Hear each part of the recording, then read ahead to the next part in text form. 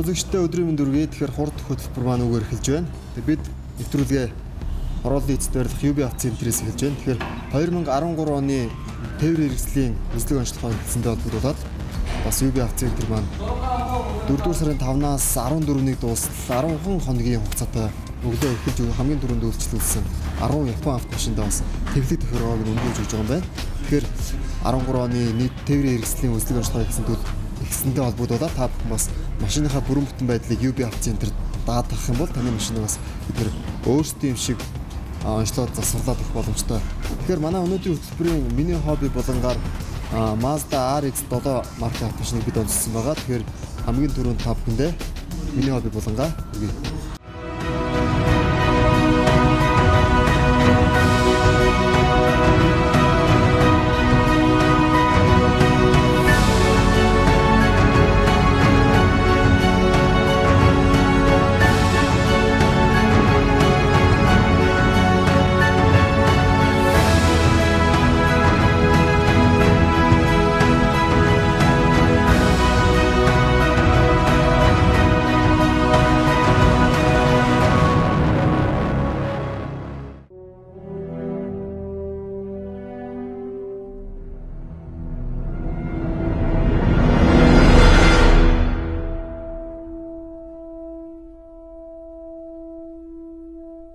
Үзэгч та бүхэндээ миний хобби болонгаараа бид бүхэн Mazda RX-7 маркийн автомашиныг онцолж байна. Тэгэхээр энэхүү автомашин маань Монголд бол тун цөөхөн байгаа.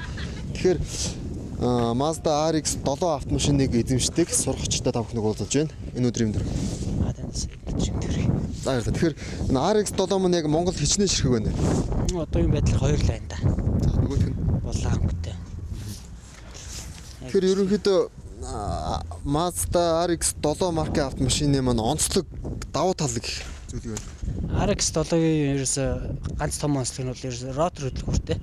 Одоо 300 цилиндртэй гэсэн. Тэгээ 2 ротор, твин турбо хөдөлгөөртэй. Одоо энэ бол мотор нь ямар хүчин чадалтай мотор? Ротор 1300 cc. Энгийн машинтай харьцуулбал 2600 cc болж авдаг. Турбо? Твин турбо. Орж ирсэнээс нь нэмж тоногсон зүйл юу?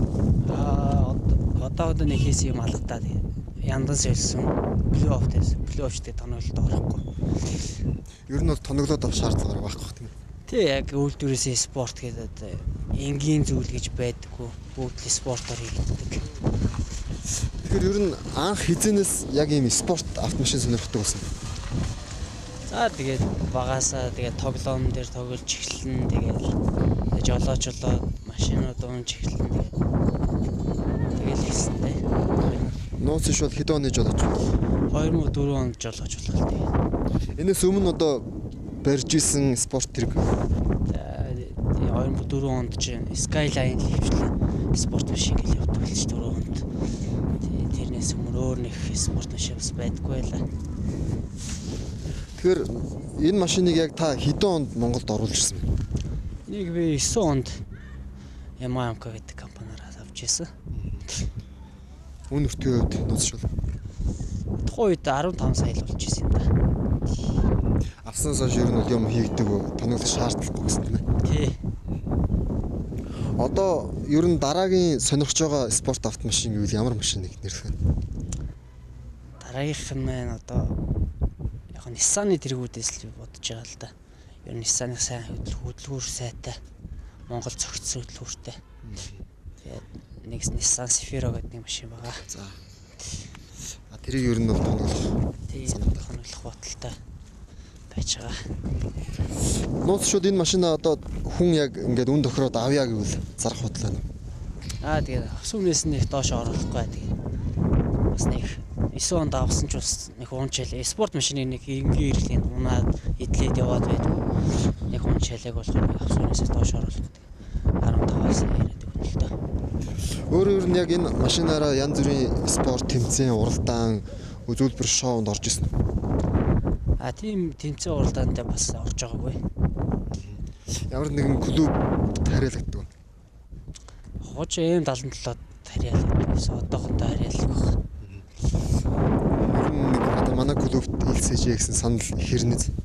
Эрдгэл юм тэгээд би ч нэг цаг зав болохгүй тэгээд клуб өгөөд явахгүй болохоор.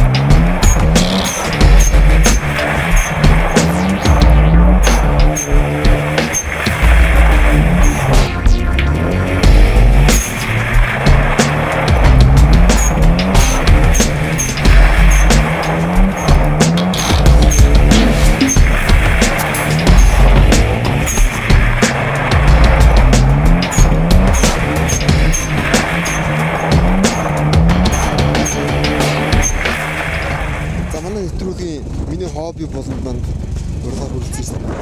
За баярлалаа. Дараагийн удаа одоо Nissan Safira тоног нэгсэн шүү дээ. Тэр үед чинь та бас тухайн машинтайгаа бас орцгоо юм шүү дээ. Тэгээ би тэрийг нэлээд содон болох болсон. За.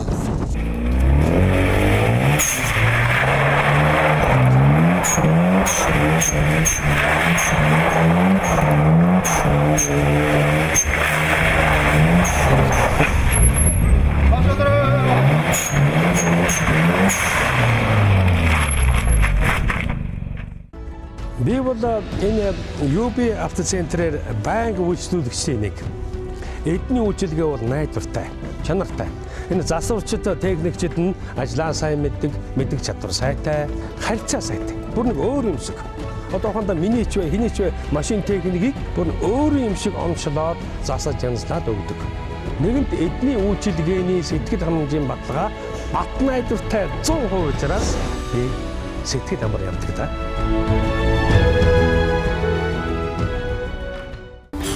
Аппарат суулгаараа бид хүн гадаас халтаргаа болгоо бас нэлээд их байгаа. Тэгэхээр үүнтэй холбоотойгоор гарсан аваар усад мөн бас сэрэмжлүүлэг та бүхэнд хүргэх зорилгоор студидтэй замын цагдаагийн газрын бэлтгэгч их болдыг өрсөн байгаа. Ингээд их болтой ярилцсан очсон уу?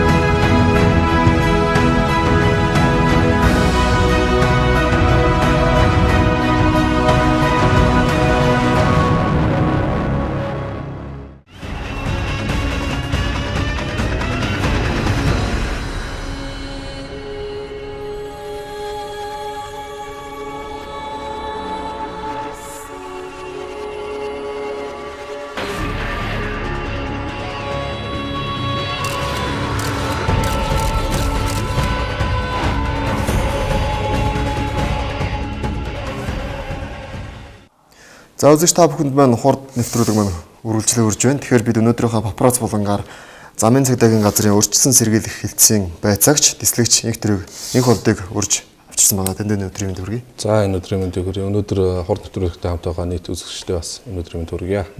За тэгэхээр өнгөрсөн бүтэн сайн өдөр буюу 3 сарын 31-нд бас Улаанбаатарт маань автомашингүй өдрийг зохион байгуулсан байгаа тийм ээ. Тэгэхээр энэ өдөр маань ер нь бусад өдөртэй харьцуулахад автотээврийн осол гэмтэл ер нь ихсэн үү, багассан уу? Энэ талаар та ярил. За ер нь жил бүр уламжлал болгон зохион явуулдаг автомашингүй өдрийг нийслэлд 3 сарын 31-ний өдөр зохион байгуулсан байж байгаа. Энэ арга хэмжээ маань бас нэлээд үр дүнгээ өгсөн иргэд олон нийтийн бас талархлыг хүлээсэн ийм одоо өдрлөг болж өнгөрсөн байж байгаа. Ер нь автомашин гэдэг тээврийн хэрэгсэл гэдэг маань нийгмийн хөдөлгөгч хүч, хүн ардын одоо амьдралаа залгуулах гол хэрэгсэл боловч нөгөө талаараа одоо бас автомашинаас үүдэлтэй хөдөлгөөний аюулгүй байдлаас үүдэлтэй хор уршигуд бол нэлээдгүйх байдаг. Нэг ч гэсэн өдөр энэ хор уршигыг одоо байхгүй болгож энэ хор уршигыг мартаж автомашингүйгээр бид бас амьдралын одоо зөв хөвшлээ болгож ингэж амьдрах юм бол осол аваар эндэгдэлгүй ийм байдал байж болох юм а гэдэг ийм одоо үзэл санааг бол илэрхийлсэн нэлээд одоо бас үр дүнгээ өгсөн ийм ажил бас. Энэ өдрийн тухайд бол мэдээж одоо бас өглөөний 10 цагаас оройн 17 цагийн хооронд иргэд маань автомашингүй нийслэл хотынхоо төв гудамж талбайгаар алхаж, цэвэр агаарт, эрүүл мэнд бүхэл талаараа бол бас үр дүнгээ өгсөн ажил болсон. Энэ өдөр бол зам тээврийн ослоргийн дуудлага бол бусад өдрүүдийг одоо харьцангуй гайгүй тайван мөн одоо автомашины хөдөлгөөн нээсэн боловч иргэд маань бас автомашинаасаа татгалзаж тэр өдөр маш сайхан цас орсон байсан, агаар цэвэрсэн гэдэг явгнаар хөдөлгөөнд оролцох ийм байдлууд бол харагдсан байж байгаа. За тэгэхээр ер нь бас өнгөрсөн 7 хоногт маань жоо эрс хүүтэрч халтаргаа гулгаа гэсэн байгаа тийм ээ.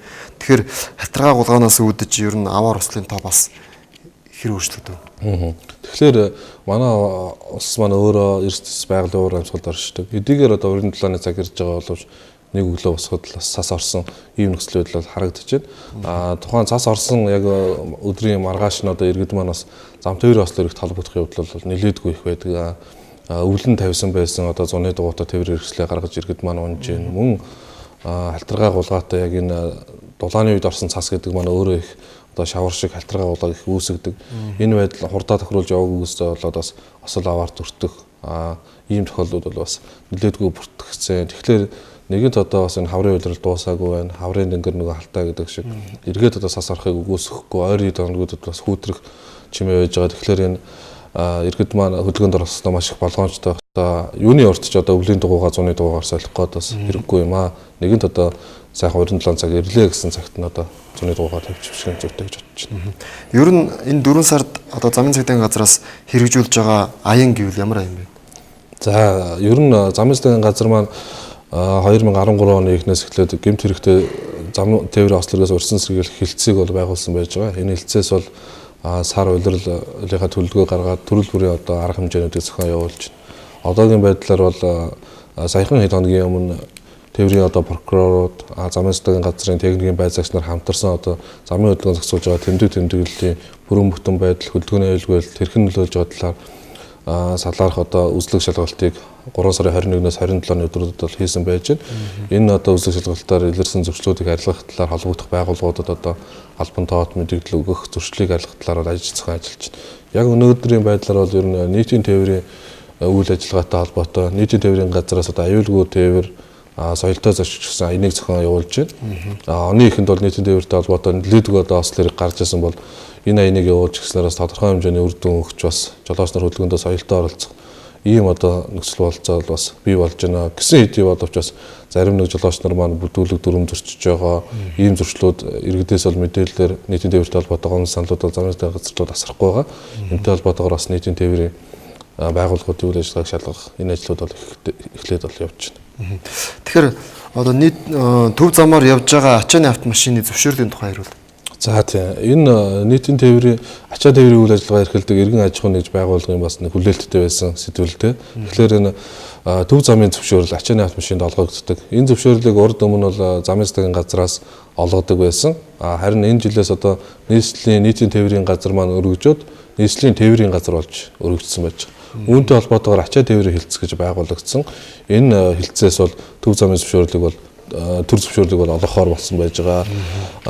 Нөгөөдөр буюу одоо нэгд өдрөөс эхлээд төв замын зөвшөөрөл бол олгогдоод эхэлнэ. Тэгэхээр энэ ачааны автомашинтай үйл ажиллагаа эрхэлдэг байгууллага иргэд маань Улаанбаатар банк гэж одоо шилэн барилга, шилэн банк байдаг. Тэр банкны нэг давхар дээрээс очиод материалаа бүрдүүлээд очиод уулзсан зүйтэй болоо тэндээс зөвшөөрлийг олгоно. Зөвшөөрлийг бол Б болон С, ЦЕ гэсэн ийм 3 төрлийн зөвшөөрөл бол байж байгаа. Эдгээр зөвшөөрлүүдийг очиж аваад тэндээс одоо дэлгэрэнгүй мэдээллийг авах ийм боломж олцоотой болсон байна. Тэгэхээр ер нь одоо бүх уулзрууд маань камерчсан байгаа. Тэгэхээр дүрм зөрчиж одоо 1-р игнэгээр явж байгаа жижиг автомашин эсвэл 2-3-р игнэгээр явж байгаа нийтийн тээврийн хэрэгслүүдийг камерт одоо бүртгэж авах тийм ажил байгаа тийм ээ.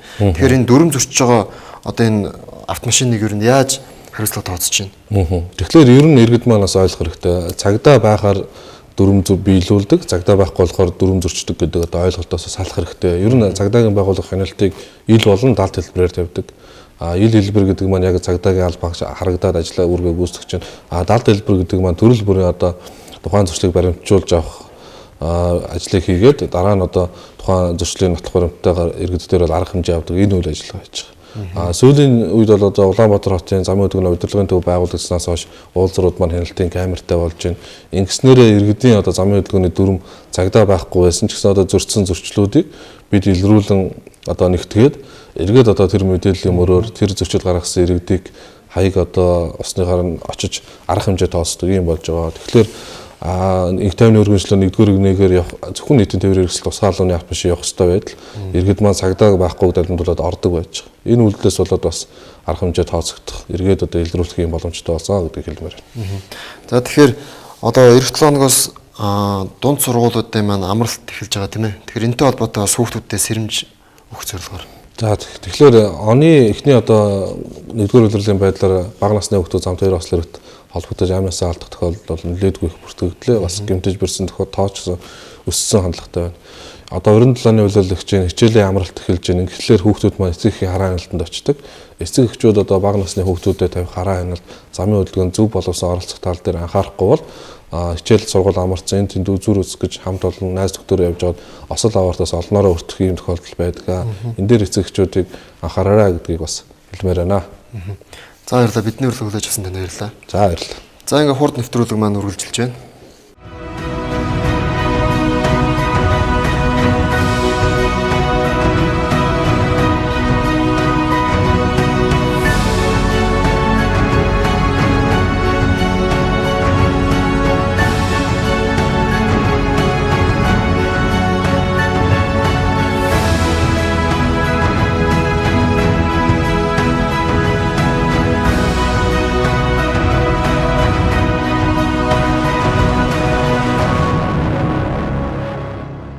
За хурд авто хөтөлбөр маань үргэлжилж байна. Тэгэхээр 2013 оны тээврийн хэрэгслийн үзлэг онцлогоо хийсэнтэй холбогдуулаад жолооч нар маань машиндаа ямар үзлэг онцлогоо, ямар засвар үйлчлэг хийлгэсэн байх шаардлагатай гэдгийг бас UB центрийн механикч Инхэн Монголоос тодорхойлохоор төрөлцсөн ирээд байна. За 2013 оны үзлэг онцлогоод жолооч нар маань одоо хийлгэх шаардлагатай болж байгаа тийм. Тэрэнд юу орох вэ гэхээр хамгийн эхний ээлжинд тоормны системийг шалгаж үзнэ. Хоёрдугаар утаа айлтыг шалгаж үзнэ. Гуравдугаар тэнглэг дэвргоо шалгаж үзнэ. Дөрөвдүгээр гэрэл тохиргоо шалгаж үзнэ. Тэгэхээр одоо тээврийн хэрэгслийн автомашинууд маань яг хөглөр энэ дөрвөн зүйлийг ерөөсө бүгдийг бүрэн хангасан байх хэрэгтэй. Тээврийн хэрэгслийн үзлэг онцлогод маань яг хөглөр автомашины бүрэн бүтэн байдлыг шалгадаг байгаа. Тэгэхээр ер нь утаа айн гэдэг маань бас их моторонд их асуудал байгаа гэсэн үг тийм. Тэгэхээр утааг ер нь танад дарах ямар боломж байна? За утаа ээлтийг багас зорилгоор ерөнхийдөө бол химийн бүтээгдэхүүнүүд их олон янзаар гарсан байдаг. Энд нь юу орох вэ гэхээр пеном орно, ресурс орно, мотор бэхжүүлэгч орно. Өчнөө олон төрлийн химийн бүтээгдэхүүнүүд бол байдаг. Тэгээ энэ бүгдийг бол хөтөлбөр дээр хийгээд моторын тусан дээр солиулахтай хийгээд явуул их зүгээр байдаг. Дээрээс нэмээд одоо энэ дулааны улирал орж байгаа тохиолдолд яг гэхээр моторын тус их бохирдсон байгаа. Энэ бохирдсон байгаа моторын туснаас шалтгаалаад бас утаа ээлтийн хэмжээ нэмэгддэг. Тэгэхээр ерөнхийдөө бол үйлчлэгч нь өөрөөсөө яг гэхээр моторын тусаа солиулаад дээрээс нэмээд хөдөлгүүрт ямар нэгэн доголдол байгаа тохиолдолд бас утаа ээлтийн хэмжээ өсөх тохиолдол байна л да. Дээрээс нэмээд одоо хороош муудах, койлц муудах те бензин дэргэн дээр хороош муудах, койлц муудах хэднэс дээр бол бас цэвчээ муудсан эднэс тохиолдол дээр хэмжээгээр бол утаа хийдэг байгаа. Дизель тэрэгэн дээр их юм бол Аптур, Форсунг, кар хүлэмжээр эднэс муудсан, хороош муудсан, койлц муудсан тохиолдолд бас хэмжээгээр утаа хийдэг. Энэ бүгдийг нь шалгуулад, онцлуулад засвар хийх хэрэгтэй үйлчлэгийг бол хийх шаардлагатай гэсэн. Тэгэхээр гэрэл тохиргооны хувьд гэрэл тохиргооны хувьд бол ерөнхийдөө бол машины харанхуй үлдэх орчин хязгаарлалт урд замыг гэрэлтүүлж явах хэрэгтэй шүү дээ. Тэгэхээр Монголд явж байгаа зарим машинуудын хувьд бол гэрэл нэг бол бүр доошоо газар руугаа туссан, нэг бол бүр дээшээ тэнгэр рүү туссан тийм. Ийм тохиолдолд яг гэхээр гэрэл тохиргоо тохируулах шаардлагатай. Дээрээс нэмээд өөдөөс ирж явж байгаа тээврийн хэрэгслийг гялбуулдаг байгаа. Өөдөөс ирж яваа тээврийн хэрэгслийг гялбуулахгүй тул гэрэл тохиргооны аппарат нь үзүүлээд гэрэл тохиргоо тохируулах шаардлагатай болно гэсэн. За тоормсны системний хувьд бол танад дээр яг ямар үйлчлэг хийж байна? За тоормсны системийн хувьд бол тоормзыг бол яг 4 дугуйндаа жид барьж байгаагүй бол тоормсны тусгай стендэн дээр бол шалгадаг байгаа. Маа дээр тоормсны хувьд бол ерөнхийдөө бол нахлаад их нэмгэрсэн доод тоормсны аппаратны доод поршнтэй шиг нь бол их бохирдож гатснаас шалтгаалаад тэрнээс шалтгаалаад одоо тоормсны дээр ямар нэг асуудал үүсэх тохиолдол гарна. Энэ бүгдийг шалгаад бүх төрлийн нахлаад бол байгаа. Солих шаардлагатай гэсэн. Ер нь бол наклаадны үнийн хувьд бол гадуур зарагдж байгаа үнээс ер нь ерөөхдөө бол боломжтой байгаа тийм. Тэгээ маа дээр нахлаадны үнийн хувьд бол их олон төрлийн нахлаад их олон янзын үнээр байгаа л да.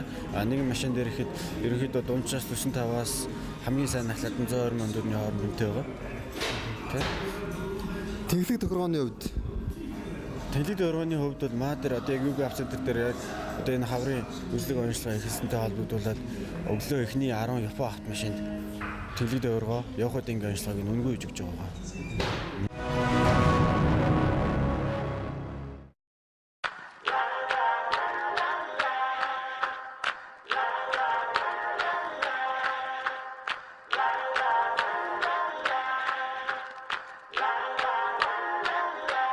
I'm the king,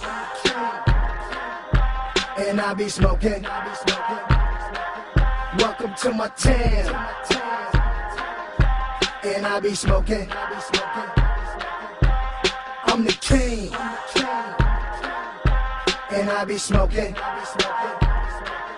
Welcome to my town. and I be smoking. If I say we own one, nigga, then we own. And if I say we gone, my nigga, then we gone. And if I say we drinking, then we drinking that Patron. And if I say we rolling, then somebody rolling some. Hey, hey,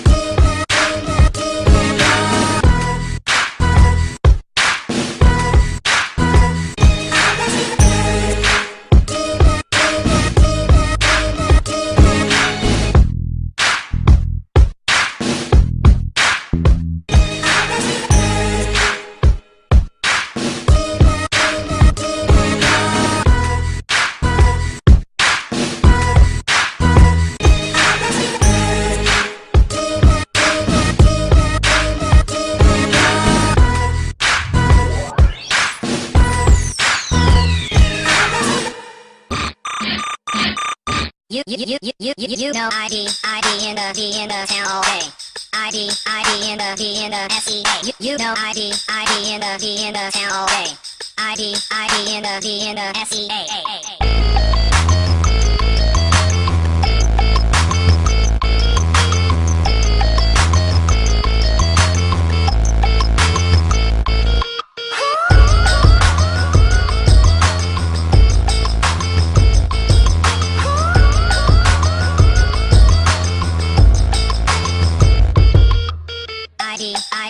ID in the town all day. ID in the SEA. You know ID in the town all day. ID in the SEA. You know ID in the town all day. ID in the SEA. You know ID in the town all day. ID in the SEA. Hey yo.